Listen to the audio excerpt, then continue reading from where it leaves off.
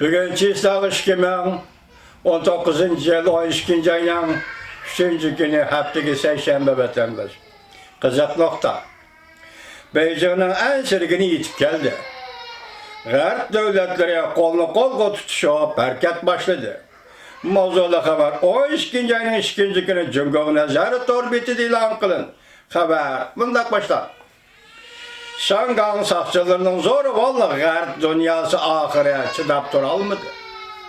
Prezident Trump Şangan kanuna imza koyup şapkat yetküzüş bayramının soğuğusu kılıp küçke kanuni önümge ege kılgan deyin ki başka garip devletler derhal hareket kilip Cumhurbaşkanı Partiyası ensireydiğen kepenek önemi aşkarlanışka başladı. Prezident Trump şapkat yetküzüş bayramını soğuk takdim kıldı. Prezident Trump Şangan kişilik hukuk ve demokratiya kanununa imza koyup kanuni köçke yıkılgan deyken Şangan halkına zor ilham verildi.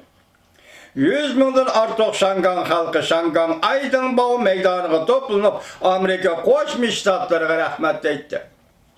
Adalet Partisi'nin başlığı Yang Yiqiao, halkara cemiyet Şangan'ı yalğız taşlap koymadı dedi.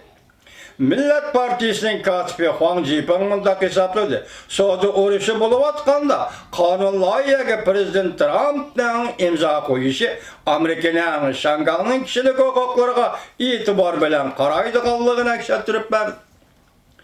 Şangan kanun layıqası mundak bir madde var idi. Angliya, Avustralya, Japonya, Kanada ortak hemkarlaşıp Şangan'da demokratiya ve kişilik hukukunu ilgili sürdü.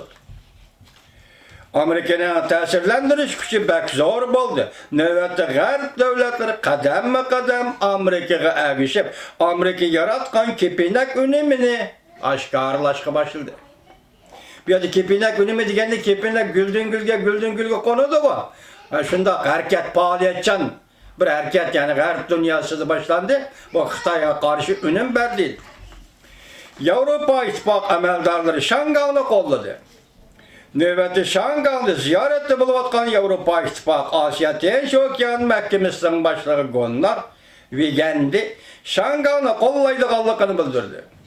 Şangan Avrupa İttifak tayinişi gerek.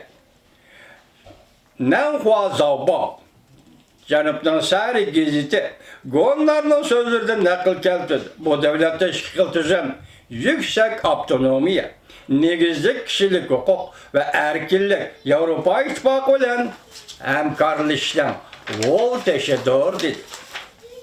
Anglia'nın Şangan Tavrusu'ki meydanı Amerika'nın meydanıdan kem bulmadı. Prezident Trump kanun layık imza koygan deyken danlık nakşı xeyinşi Facebook makalesi bundak degen idi. Kanun ahire makullandı. Kiler nöbet Anglia'ya geldi. Anglia Taşkı İşler Ministeri Dominic Raab bundak görsetdi. Şangan vaziyetiga Anglia qattiq dikkat kıldı. Yüksek autonomiya ve kanun bilen başkuruş Şangan güllenişi ve galba kılışının kapalatıdır.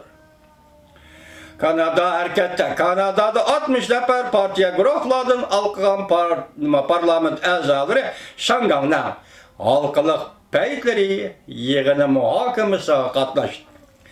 İtalya parlament azaları kiler etti Şangan doğrusunda muddaaname okuydu.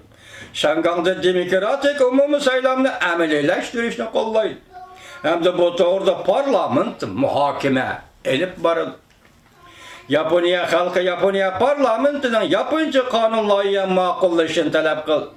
Japonya halkı birleşme imza koyup Japonya parlamentinin Şangan'lı kişilik hukuk ve demokratiya kanun layığı makullaşını talep kıldı.